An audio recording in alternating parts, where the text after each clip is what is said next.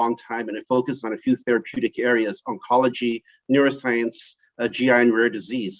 But the role I play there is more expansive than that. Because at the end of the day, it's not really about the therapeutic area, it's about what idea do you have? Because the idea is more important than therapeutic area. And the role that I play in Takeda in search and evaluation is that I don't focus on the API. I'm the only guy in the business development department that is not looking for new drugs.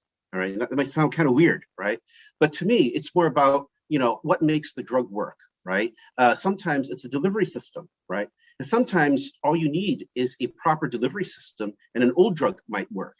Right. And so the idea is if you keep focusing on creating new drugs, it's great.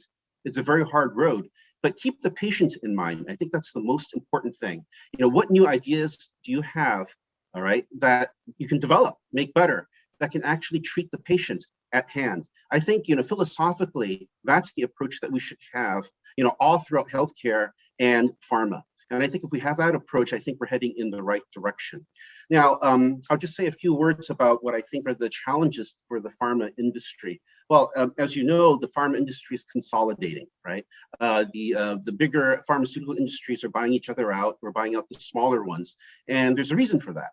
And there's a certain fashion these days to go for exotic treatments, right? And these exotic treatments right now range from cell therapies, where people are implanting living cells like CAR T cell therapies, and also gene therapies where they're injecting live viruses, right, in hopes of permanently curing the patients. Now, unfortunately, these exotic therapies have exotic price tags too, and there's a limit to how much an economy can bear on this. So if you were to be confronted with a challenge in where the pharma industry, where they want to go in the future, are basically curative treatments, all right, not managing diseases, but curing diseases, it becomes very, very hard, right? But sometimes the best goals to go after are the hardest ones, right? So this should give a lot of true entrepreneurs the initiative to try to tackle something important.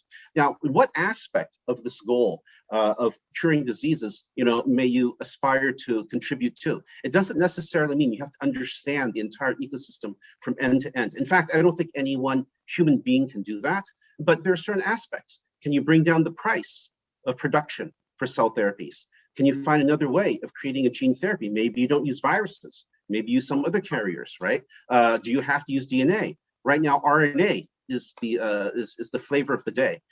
Can you think of something else? Do you really need to use CRISPR and to target genes? Are there other methods that might be possible that may be a lower cost alternative, a more efficient, a more elegant system to treat the disease?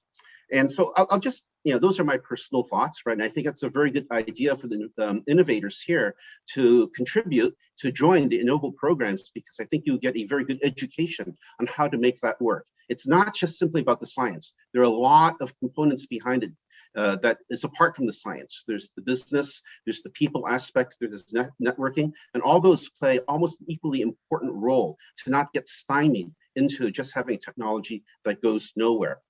And so I think I can just close with saying, and I'd like to challenge you to think really clearly about your ideas and to have ideas. And sometimes I've seen so many pitch decks come my way, which aren't really new ideas. They're just modifications of old ideas that are about the same. They're alternatives, but not necessarily a quantum leap better. So I would challenge you there for your entrepreneurs and innovators to really think creativity and utilize the programs that were presented today, especially taking into consideration the NextMed program, where it's integrated health approach.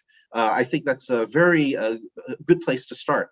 Don't get locked up into the science. Think about how you can go from end to end, from the bench all the way to the bedside. And sometimes the only way you can do that is to participate with an institution that can do it.